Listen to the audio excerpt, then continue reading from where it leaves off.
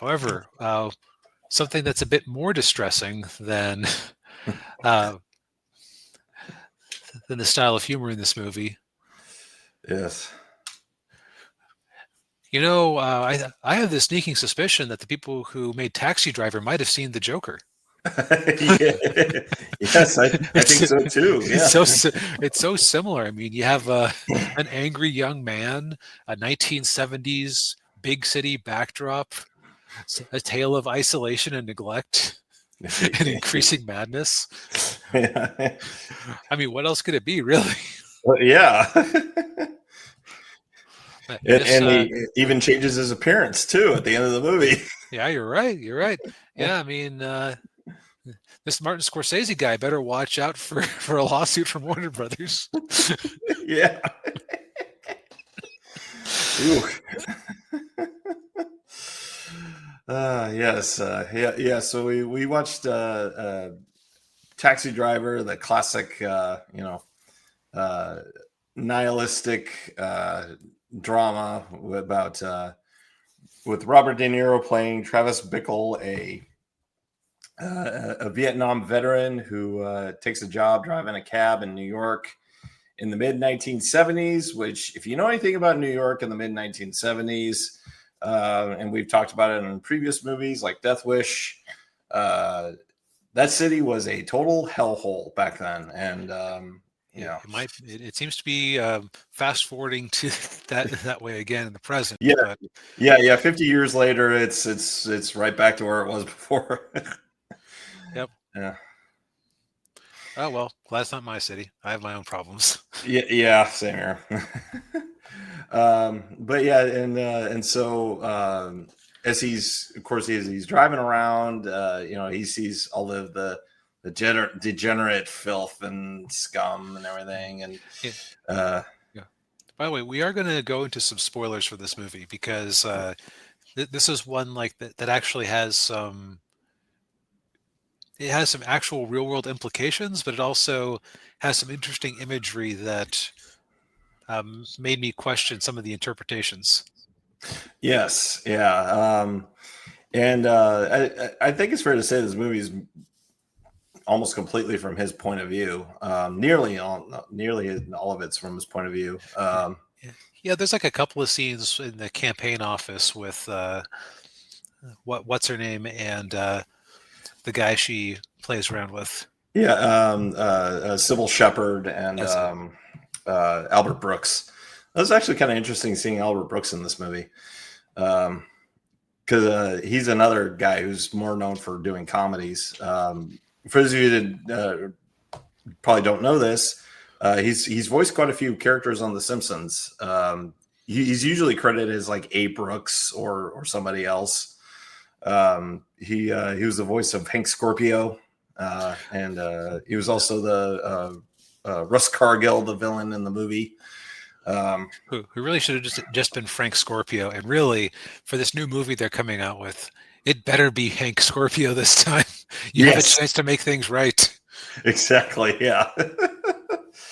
But yeah, and then of course, also running at the cast, like you got Peter Boyle, who plays like a veteran taxi driver named nicknames Wizard, and then you had a preteen Jodie Foster, and then and Harvey Keitel plays her pimp, and I think between this movie, going back to Sybil Shepherd, between this movie and another movie she did a few years before this, The Last Picture Show, it's pretty easy to see why a whole generation of men fell in love with her. Yeah, and for that matter, it's easy to see why Bickle did too. Mm. So what this really just struck me as very ahead of its time in its own way. It's like the male loneliness epidemic before it was an epidemic. Yeah. Because you even have like a very similar trajectory where you just have this guy who's isolated. De Niro is. I know I'm going to be like super brave here and say that De Niro was amazing in this, and that's an opinion that nobody has ever expressed before about this movie. Yeah. But was he a thing before this movie, or was this kind of what put him on the map? I think this movie basically put him on the map. I mean, he was in Godfather Part Two. Oh, right. Yeah, he played the young Vito Corleone, and he won an Oscar for it. But even then, a lot of people still really didn't know who he was. But yeah, I dare say this was the movie that where he started getting really noticed. Because he does such a good job of playing this isolated weirdo, and there are so many scenes of him just failing to interact with people properly. Yeah, yeah. Well, yeah, yeah.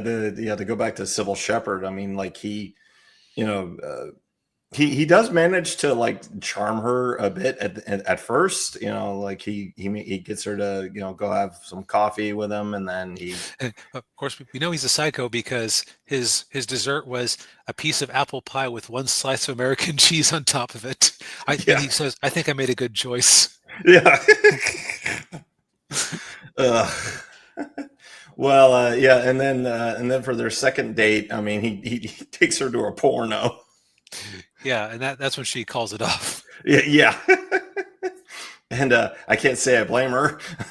No, and that's the other thing is he spends a lot of time at that porno theater. Yeah, But even outside of interacting with women in unhealthy and bad ways, uh, yeah, even when he's hanging out with his fellow cabbies, like they're having normal conversations, they try to draw him in, and they just really can't. yeah, yeah. Yeah, he can't, he doesn't really know how to, doesn't know how to, what's the word? Relate? Relate. Thank you. Yeah, he doesn't know how to relate to him. And yeah, and then there's this Or whole, men for that matter. yeah, yeah. Yeah, and then of course there's a whole there's a scene in there where he's talking to Peter Boyle, and and even that conversation is just kind of like because Peter Boyle is just kind of he gives them this whole speech about mortality, and you could kind of tell it's just kind of going like way over De Niro, Travis's head. He's just like, oh, okay, whatever.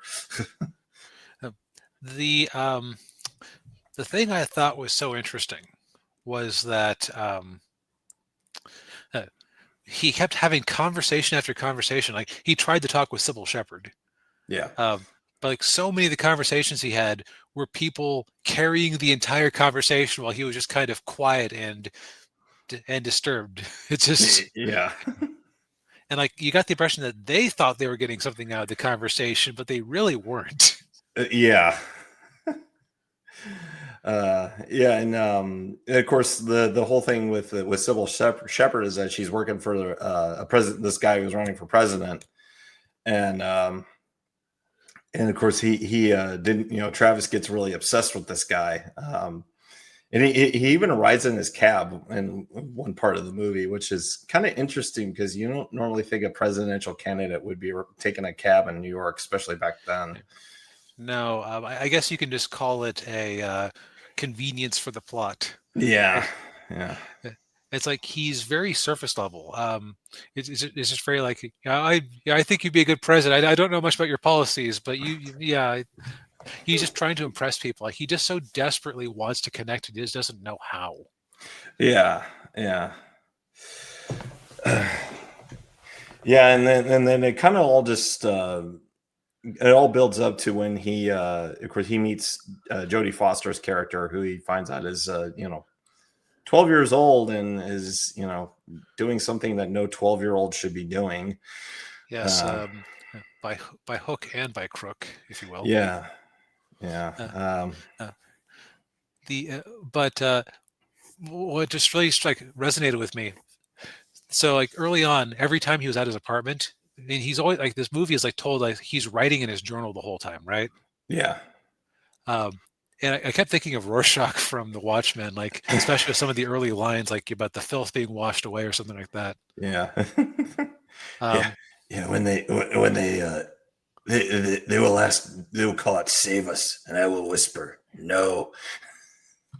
yeah, but it's like early on, whenever he was writing in his journal, he'd be eating from this bag of Doritos. And then he has a very sort of like, well, I'll call a manosphere moment where he's writing his thing. no more drugs, no more pills to dull my mind, no more food to poison my body. I've grown soft and weak. From now on, I will do these exercises every morning. Yeah. Yeah, he develops definitely develops a loathing of women too. Yeah. Um, which is not necessarily manosphere thing. It's just that's actually more, just other parts of that world. Um, Yeah. but yeah, and then what was the other thing? Oh, he buys a bunch of guns too. That scene was amusing just because, this clearly shady guy who was trying to try, I can get you a car, give me $2,000. Yeah, how about some drugs? Yeah, get you some meth. Yeah, yeah, As he's selling the man guns. yeah, yeah. The other thing is that he is he wants. I think that he ultimately wants people to like him, and he wants to see. He wants importance. That's what this whole movie I think is about. Is it's a guy trying to be important to somebody. Even Yeah. writing home to his parents, he's like, I cannot tell you where I am at the moment because of my important government work. Yeah, I know that Mother's birthday is in June, along with your anniversary and Father's Day. I'm not sure what the specific dates are these days, which, boy, that's a sign of some trouble. Oh yeah, yeah. So I hope this card suffices for all three. That's Yeah, yeah, yeah. He's definitely teetering. Yeah, much like with Joker. I mean, he's teetering on the edge of having a psychotic break, and he eventually he does have one. Yep. Yeah.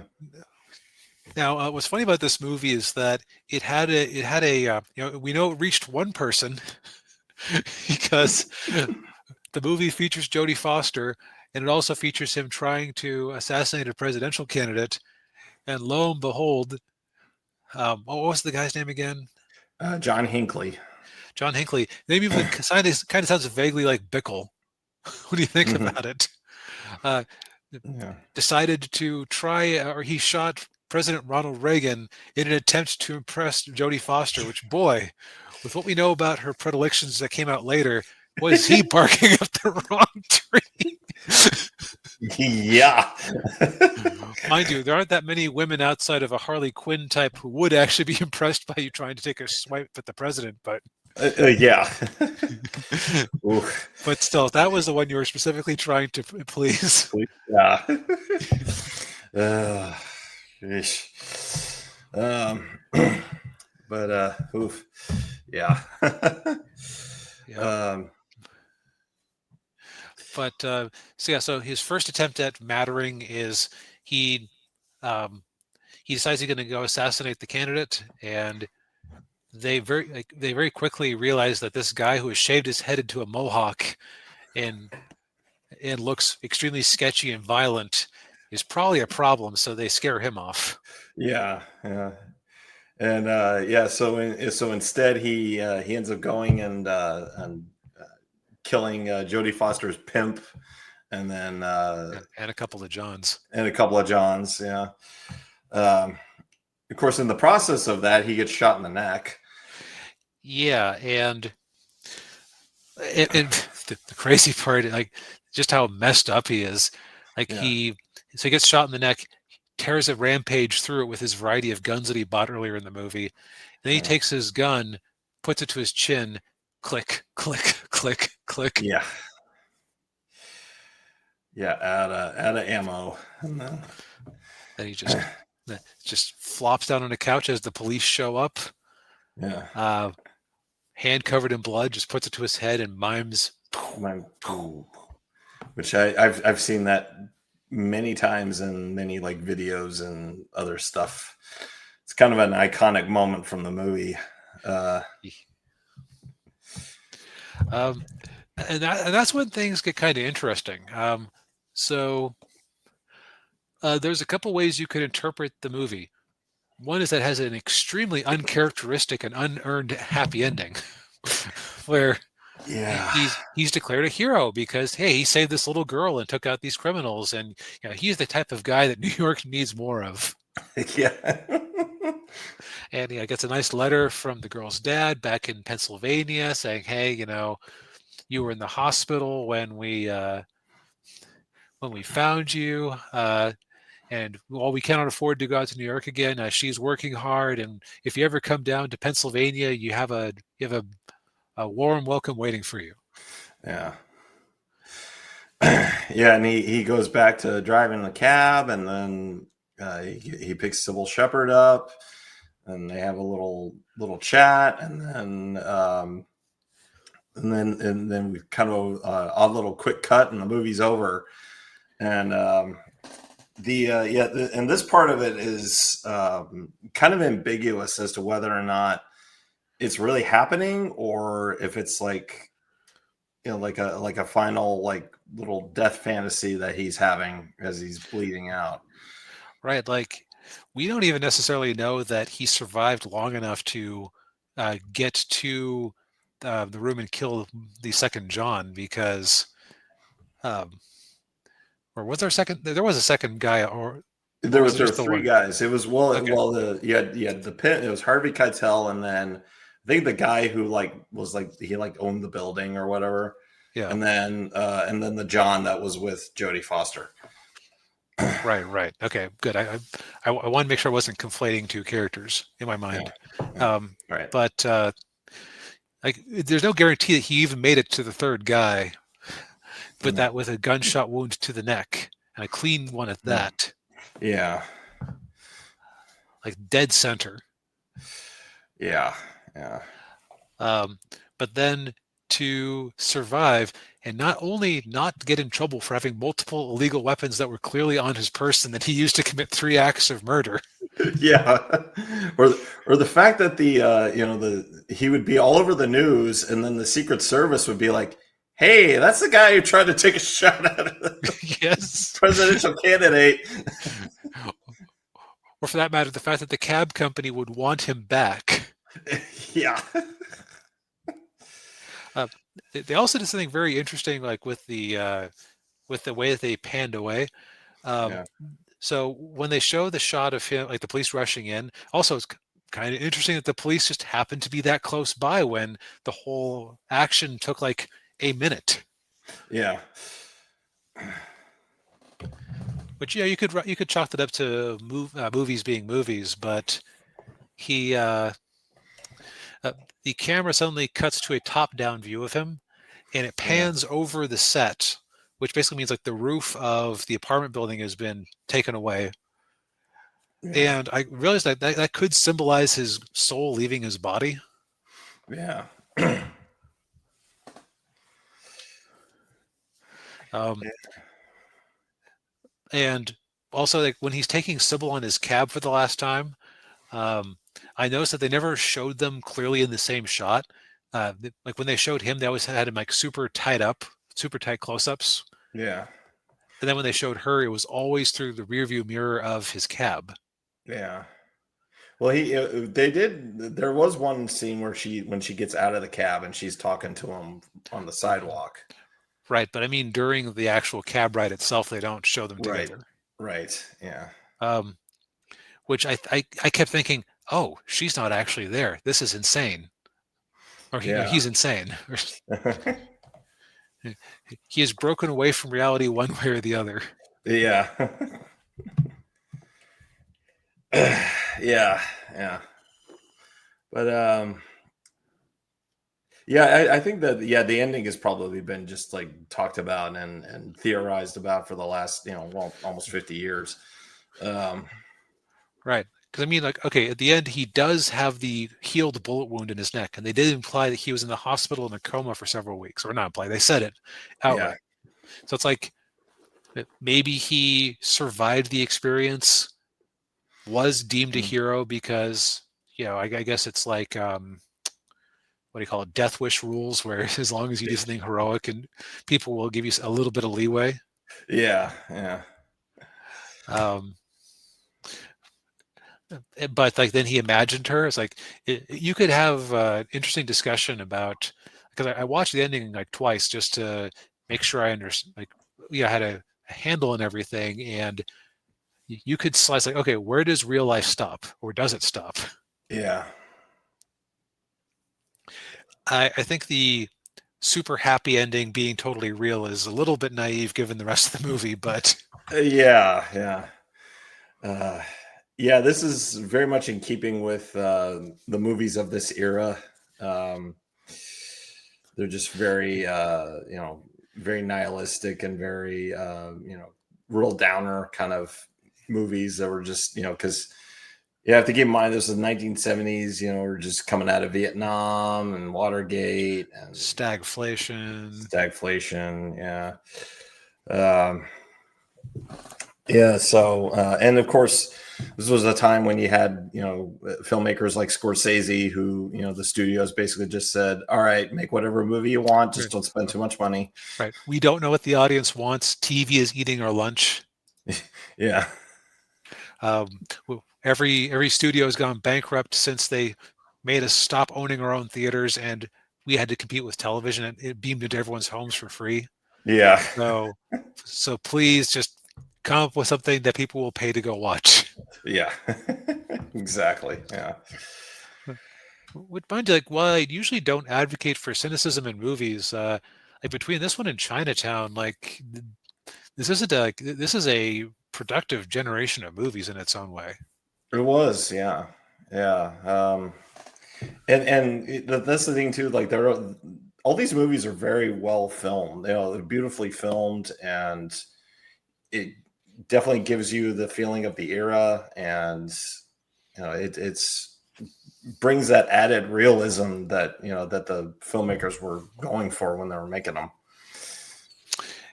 Yeah, so like this is currently streaming on Netflix. I think we both give this a hearty recommendation. I would Yes. suggest watching it with somebody because I don't think I would have been as interested in watching it by myself, but just knowing that I'd have Daniel to talk to about it, and now I can talk about it with anybody else who's ever seen the movie who brings it up. Yes. Yeah. Yeah. You don't. Yeah. You're not lost the entire time. Like, oh yeah. Okay. Yeah. Neat, yeah.